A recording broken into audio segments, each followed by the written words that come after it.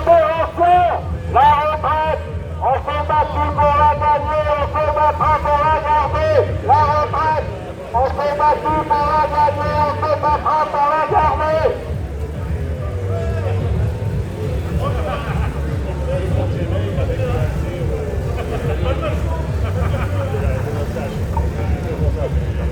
Tous ensemble, tous ensemble.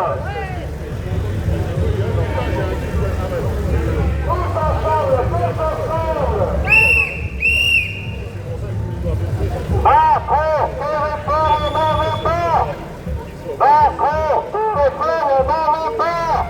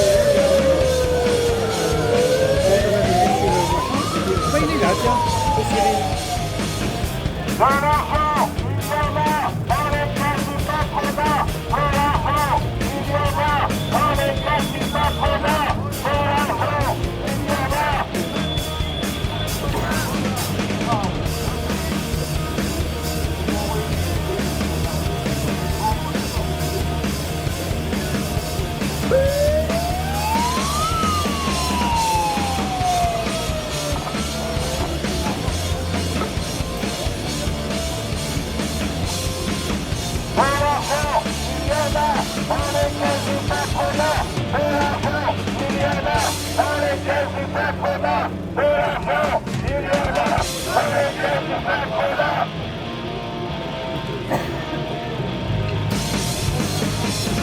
La retraite, on s'est battu pour la gagner, on s'est battu pour la garder.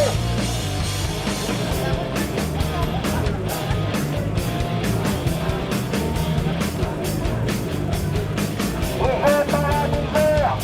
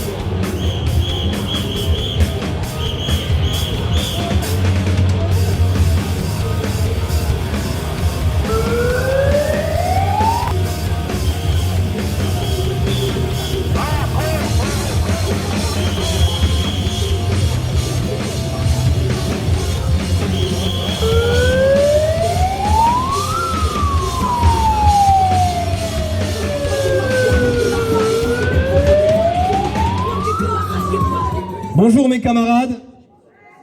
Aujourd'hui, on va faire quelque chose de concret. On l'a fait depuis 6h45 ce matin. C'est-à-dire qu'il y a eu un plan de licenciement qui se met en place chez Synlab. Et nous, pour nous, la grève, c'est ça. Pour nous, l'action, c'est ça. C'est qu'on a été soutenir ces salariés qui, aujourd'hui, vont devoir annoncer à leur famille entière qui, après un 2021 où ces laboratoires s'en ont mis plein les poches, eux vont devoir manger du pain sec et eux vont devoir annoncer à leur famille que ça va être fini pour eux et qu'ils vont devoir retrouver un emploi dans cette situation instable, dans cette société dure. Et là, on doit les soutenir. C'est ça, faire la grève. Quand on nous demande ce qu'est un ultimatum, on nous a pas entendu, on nous a répondu avec du mépris. Il y a des batailles qu'on ne doit pas faire dans 10 ans, l'année prochaine ou dans un mois, qu'on doit faire dès aujourd'hui. C'est celle de se battre pour tous et tous les salariés.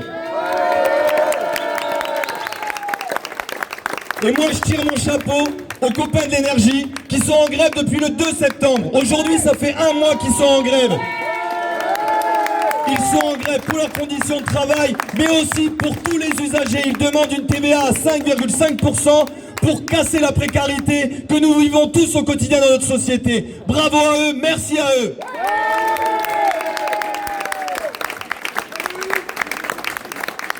On va appeler aussi les commerçants, les personnes qui travaillent en libéral, les gens qui sont auto-entrepreneurs. En général, ce n'est juste que des salariés déguisés, ou même ceux qui sont dans les TPE, qu'ils aient un salarié ou qu'ils soient l'employeur. On va leur rappeler que ce que leur demande le MEDEF, d'aller manifester pour eux, d'aller manifester pour une poignée de chanceux qui est en train de bouffer tout l'argent public, de surtout pas y aller. Nos conditions sociales, nos conditions économiques, c'est leur santé économique de leur société qui sont corrélées avec nous. Si nous ne vivons pas, eux ici ils mourront. Alors maintenant, si on veut que ça change, il va falloir la jouer solidaire dans tout le pays. Commerçants, salariés, TPE, auto-entrepreneurs, tous et tous dans la rue, tous et tous, il faut qu'on bloque ce pays économiquement par l'effet de grève et on va changer ce système. On a tous le droit à vivre honnêtement. Alors on a inscrit les revendications nationales, mais aussi on a inscrit les revendications locales, comme celle pour Synlab, comme celle pour les conseils de prud'homme où il n'y a plus assez de greffières et on veut nous retirer encore 3000 fonctionnaires. Moins de fonctionnaires, c'est moins d'éducation, c'est moins de justice, c'est moins de sécurité. Alors à tous ceux qui nous font un blabla de la sécurité matin et soir, moi je les vois pas là. Moi je les vois pas avec nous. Ils en ont rien à foutre de nous, ils se battent pour les grandes fortunes et pas pour nous. Alors on va les déposer. Je vais pas demander à être reçu par le sous-préfet, ça sert à rien, il nous a déjà reçus. Moi ce que je veux, c'est qu'ils connaissent notre cahier revendicatif, qu'ils les prennent en compte. Et Ludovic, il va vous donner pour les territoriaux leurs revendications qui sont nobles. Et bien sûr les territoriaux, s'ils travaillent pour quelqu'un, c'est pour nous et c'est pas pour des friqués. Bonjour à toutes et tous, donc je vais être assez rapide. Comme l'a dit Julien, on a rajouté dans les revendications celle du local parce que celle-là aussi nous tiennent à cœur. Et aujourd'hui, chez les territoriaux de Saintes, on en a gros. On en a vraiment gros, pourquoi? Ça fait des années que nos salaires sont gelés. Ça fait des années qu'ils ont des possibilités de nous donner des primes. Je pense à la dernière prime pouvoir d'achat. Je pense aux augmentations d'IFSE promises par le maire président qui n'a jamais appliqué. Je pense à toutes ces promesses qui ne sont pas appliquées sous réserve de pression budgétaire. Aujourd'hui, à la veille des municipales, parce qu'au mois de mars, tout le monde veut reprendre son petit fauteuil, vous savez comment ça se passe. Je profite du micro également, parce que je sais qu'il est sûrement pas loin et qu'il va entendre nos revendications, pour intégrer les demandes de la CGT. Aujourd'hui, pour ceux qui ne sont pas au courant, dans la fonction publique, les trois versants, les mutuelles ne sont pas obligatoires. Disons la prise en charge et la proposition de mutuelle. Au 1er janvier 2026, ça va l'être. Et en fait, la base minimum, c'est 15 € par agent. Nous, on demande qu'elle soit portée à 30. On rigole pas et on badine pas avec la santé des salariés. Et 15 €, c'est peanuts. Ils peuvent le faire dans un budget collectivité. Ensuite, il y a le budget de la prévoyance. C'est une obligation réglementaire. Depuis les années 1990, elle a été mise en place dans la territoriale. Elle était de 50 francs à l'époque. On est passé en euros et ils l'ont converti tout simplement en euros. Ça veut dire qu'aujourd'hui, l'employeur participe à hauteur de 7 € pour la prévoyance. On demande à ce qu'elle soit portée à 15 depuis toutes ces années où là aussi, c'est gelé. On demande également que la prime de fin d'année, on avait une prime de fin d'année avant, qui était à 835 €, qu'elle soit arrondie à 900 pour les deux entités, les trois, disons, ville, CDA, CCAS. Là aussi, budgétairement, ça peut passer. Et symboliquement, c'est important, parce que les agents aujourd'hui, ils sont à 10 ou 15 € près pour finir le mois. Ensuite, on a des revendications un peu plus précises sur la ville et le CCAS. notamment un CIA, c'est une prime particulière, identique pour tous les agents. C'est une prime sur la manière de servir des agents. Mais aujourd'hui, entre le catégorie C le plus bas, qui peut prétendre à 250 balles, et le DGS le plus haut, qui peut prétendre jusqu'à 3000 balles, cet écart est intolérable sur la manière de service. Et on demande à ce qu'il soit comme à l'agglo, 700 € pour tous les agents, quelle que soit la catégorie professionnelle. Sur cette même prime, on demande également que les critères soient revus. Pourquoi? Parce que les critères sont faits pour que ces agents qui ont au maximum 250 balles ne les aient même pas. C'est-à-dire qu'ils ont une prime au mérite, qui n'a jamais fonctionné même dans le privé, et qui soit jamais donnée intégralement. Et ensuite, on a des revendications plus particulières à l'agglo, mais je ne vais pas rentrer dans le détail, mais vous l'aurez compris. Aujourd'hui, si on veut envoyer un message sur nos politiques, c'est qu'à un moment donné, il va falloir augmenter nos salaires, mais surtout les protections sociales pour tous les salariés, parce qu'on n'est pas à l'abri d'être malade, et qu'aujourd'hui, malheureusement, on voit trop souvent des agents qui tombent malades. Non seulement ils ont des problèmes de santé, mais après, derrière, se greffent des problèmes financiers, et on voit des situations catastrophiques. Voilà, merci à vous camarades. Bonjour à tous et à toutes, pardon. Je vais vous lire le dernier message que moi j'ai par rapport aux flottilles qui sont parties vers Gaza. Donc à 10h, selon les organisateurs de la flottille, 21 bateaux, dont 200 civils, ont été interpellés. Parmi eux figure l'activiste Greta Thunberg et l'eurodéputé Rima Hassan. Israël a arrêté illégalement et arbitrairement des centaines de personnes. L'armée israélienne a utilisé des canons à eau et des commandos armés pour stopper plusieurs embarcations. Les organisateurs assurent que près de 20 navires poursuivent encore leur route vers Gaza, malgré les interceptions. Donc pour les soutenir, ces flottilles, et pour soutenir le peuple palestinien, je vous invite à être à 17h30 au square de la mairie ce soir, parce que c'est dégueulasse ce qui se passe. Je suis désolée, il n'y a pas d'autre mot, c'est vraiment dégueulasse. Donc soyez tous là ce soir à 17h30 au square de la mairie. Merci. Bonjour tout le monde, et puis merci d'être venu aujourd'hui.